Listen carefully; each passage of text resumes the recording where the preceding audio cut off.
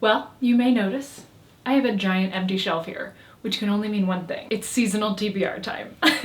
Hi, my name is Sarah Freshly, and welcome back to Freshly Read Books. So today we're going to be talking about my winter TBR. I've been loving doing seasonal TBRs this year. I feel like it's just been the perfect fit for my reading style, at least right now. Maybe eventually I'll go back to the monthly TBRs. But typically the way that I do it on my channel is that I pick 20 books, but my goal is just to read 15 of those books within the season. So about 5 a month from that list, which still allows me some flexibility to read some other books that maybe I didn't expect to be a part of my reading, or I just really want to read at that time.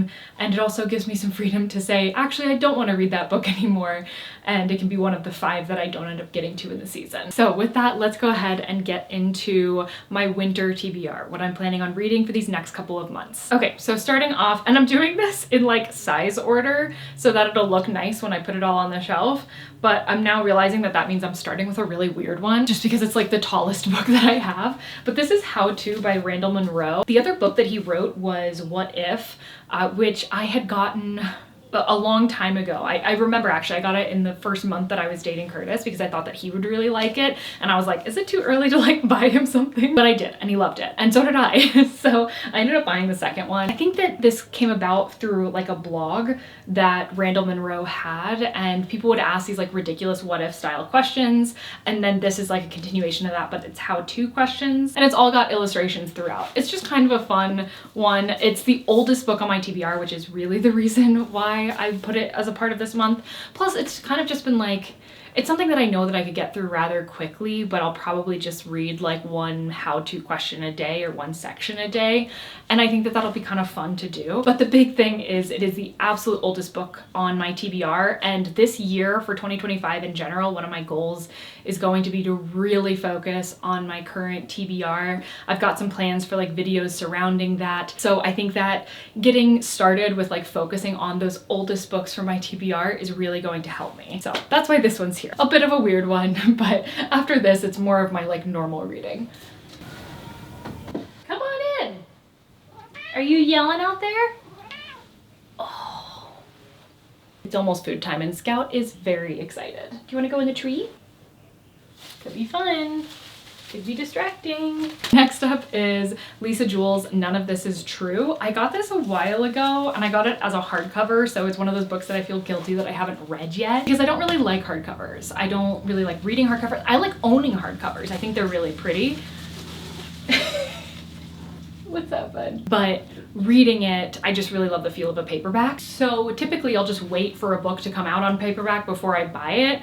But I didn't for this one because I was really excited about reading it. When a famous podcaster interviews a stranger promising to divulge the story of a lifetime, secrets emerge that threaten to expose the truth of the lives they've both worked hard to project and protect. I feel like having podcasts or like podcasters in thriller novels is a huge trend right now. But anyways, that's on the list. Next up, we have another nonfiction. 2 nonfictions this season. That's big for me. I usually only have 1 a season. We have Strong Towns by Charles A. Malron Jr. I'm not sure if I pronounced the last name right, but Strong Towns is actually like a group online, and they have different like cohorts, I guess, in different cities and everything. Basically, the whole aim is to improve the places where people live, and a large part of that is like transportation oriented or having just like more accessible cities in general. And I don't just mean accessible in terms of like being wheelchair accessible, like things like that, but I mean like fully accessible to like where people don't need to own a car, where things are more walkable, where there's like crosswalks where there should be crosswalks, and the roads aren't built to like deter you from walking, and where you can only drive, like that's your only option. But a large part of that is why we ended up choosing where we live now, because we just like wanted a strong community, and I feel like we found one, and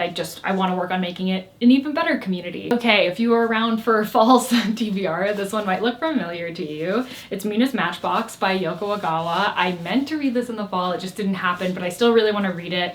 It wasn't one of those that I was like, oh, I don't feel like it anymore. I still want to, it just didn't happen. So I'm hoping to read it in the winter, but Yoko Ogawa, I've read 2 books by her before.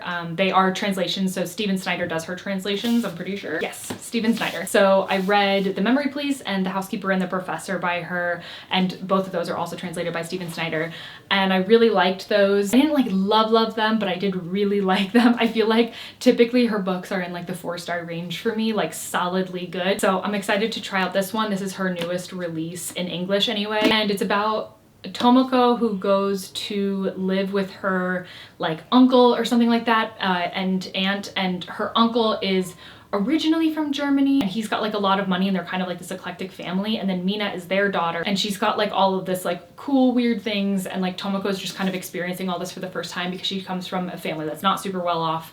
So that's what I remember of the synopsis. Next up, I'm not planning on reading this whole thing. I would like to say that off the bat. I'm not technically planning on reading all of the stories and poems of Edgar Allan Poe, but I am planning a bit of a video essay. I say a bit of, it'll probably be a very lengthy video essay, and there's gonna be a lot on Edgar Allan Poe.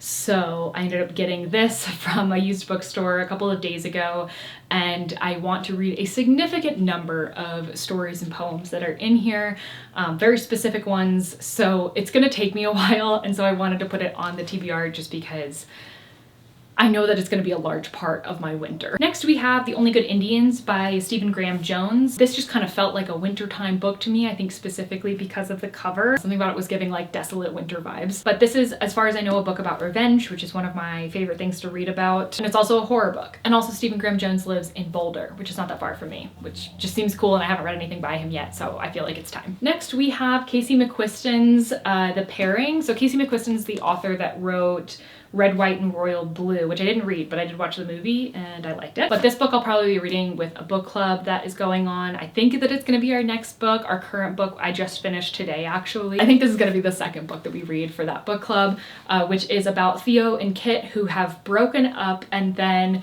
they end up taking like the same trip together, I think like 5 years later or something. Basically they were supposed to take a trip together, and then they broke up, so they got like refunds on their trip, or not refunds, but like a deal where they could do the trip later, and then they ended up picking the same group 5 years in the future because like both of their little vouchers are about to expire or something. And so then they're kind of like back together on this trip, and things go from there. Next we have Middlesex, which is actually for a different book club.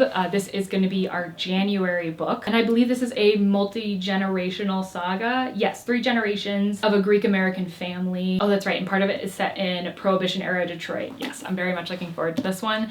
I haven't read a multi-generational saga in a long time, but I used to read a lot of them.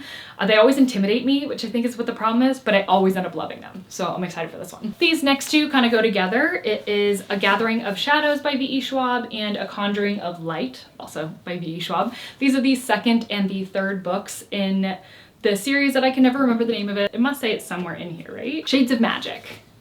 It's the Shades of Magic trilogy. I read the first one last month, loved it, and so I really want to continue. And at first I was just gonna put one more book from the trilogy on this list, but then I was like, let's be realistic. I'm probably gonna wanna read both of them, and I wanna give myself the freedom and almost like encouragement to just do that, because I need to keep like finishing series, and for some reason when I start a new series I'm like, oh, it hasn't paid its dues. I need to like go back and read the series I've been in the middle of for a long time instead of just finishing this one that I just started, which is just, I don't know, dumb mental rules that I just like make up without ever thinking about or vocalizing, and then once I do I'm like, that's stupid. The first book follows Kel and Delilah, mostly Kel, and he is this Antari, which means that he can like travel between these parallel universes. It all kind of crosses over in London, and there are like 4 types of London. There's Red London, which is where Kel's from, Grey London, which is where Delilah's from, and it's like our London, like non-magical London. There's White London, which to me is scary London, and then there's Black London, which basically like doesn't exist anymore. So we got to see like the different Londons, the 3 Londons that we can travel to in like the first one, and like Kel and Delilah meet each other and everything, and then it all kind of comes to a head at the end of that book. But obviously no spoilers, and I'm very excited to continue in the series. Okay, and another book from a series, but it's the first book of a series, so yeah, I'm starting another one, but I've just been too excited about reading this one. It's Wolfsong by TJ Klune. I feel like I've talked about it so many times by now because I've like almost read it a couple of different times. I was hoping that it would come up for TBR Spin. It didn't, so I'm gonna try to vaguely remember what this is about. But like our main character, he is taken in by this other family that is also like werewolves, and then I believe like he and the son of that family have like a thing. This is the first book of the Green Creek series. I have no idea what they are about past that, but I did end up buying the second one when it was in the same used bookstore that I got the Edgar Allan Poe from, because it was there and it was cheap and it was used, and like I don't know, I just did it. Okay, and another book from a series, but this one would be finishing a series. So this is Parable of Talents by Octavia E. Butler. This is the second book in the Parable duology. That's not what it's called. The Earthseed duology? Earthseed, not Earthsea. Different things. But this is the second and final book in that. I read The Parable of the Sower a couple months ago. Absolutely loved it. It was on my favorite books of the year list. Very excited to read the second one. It's basically, it's not post-apocalyptic, but it's pre-apocalyptic, I guess, kind of. Like, things are falling apart. Climate change, social change, all these things. And Lauren, our main character, is like losing her own community at the beginning of the book and is like seeking out a new community, I guess, or like a more safe place to go, and then kind of meets people along the way. So this is a continuation of her story, but also I believe her daughter's story. So it should be good. And then I'm so excited to read more from Octavia E. Butler after that, just because her writing is so good. Next we have Rebecca from Daphne du Maurier. I got this a while ago from a used bookstore. Apparently I have no self-control in used bookstores, but I think that it's supposed to be like a little bit creepy. I haven't read anything from Daphne du Maurier before, but it seems like my kind of classics. And I think that like we follow an unnamed narrator or like protagonist, so we never know what her name is, but Rebecca is the name of like the last woman that was with the guy that our narrator is currently with, and it's almost like she's haunting their relationship is the way I've put it in my brain. Hopefully that's somewhat correct. Next we have So This Is Christmas by Jenny Holiday. I actually got this from the library. I picked it up like 2 days ago. It's just about to be Christmas and I want another Christmas romance. And also this is the third book in the Princess in Eldovia? I don't know. They're all these like fake kingdom names. It's a part of the series that has a Princess for Christmas and Duke Actually in it. And I read both of those already. And so this is the third book in that. I believe it's the only other one in it. I don't know if it's meant to be a trilogy or if it's gonna be longer, but I think that if I read this now, I'll at least be caught up in the series. So it'll be another one off the tracker. I don't actually know what this one in particular is about. I barely remember the other two. Like I have vague recollections of like who the main characters were, but that's it. But it basically like follows a different couple each time. So I don't even know how this couple is related to, okay, it looks like maybe a guard. Oh, Mateo, that name is familiar to me. It should be fun. And also it's Eldovia, not Aldovia. Next we have What Moves the Dead by T. Kingfisher. Oh, I didn't even think about this. This is actually a retelling, I'm pretty sure, of The Fall of the House of Usher, which is an Edgar Allan Poe short story. So this could actually be really fun timing. Maybe I'll read the original short story first and then read this one. I think that would be really great. But I just read A House with Good Bones by T. Kingfisher, loved it. It was also on my best books of the year list, so that's why I got this one. Next up we have Crying in H Mart, which I got from Vintage. This is a memoir that I've heard absolutely amazing things about. I haven't read a memoir in quite a while and I do like them, so I'm excited to get into this one. And also I ended up suggesting it to my book club to read and it happened, so yay. I don't think we're talking about it until like quite a bit later into the year, so this one actually might have been better for the spring TBR. But I'm excited about it, so I might pick it up in winter instead. But I guess we'll see. Also, could somebody let me know if the audiobook, I could look this up on my own, but if you just like happen to know right now off the top of your head if this audiobook is narrated by the author, because I love listening to memoirs that are narrated by the author. And also, just to let you know, that's one of my favorite things for you to tell me is when you're like, hey, this book has a really great audiobook because of like this and this reason. I love those, and I do usually try to get the audiobooks then to at least do both of them while I'm reading it, because I love a good audiobook. So those comments, I just want you to know how much I appreciate them. Then we've got They Both Die at the End by Adam Silvera.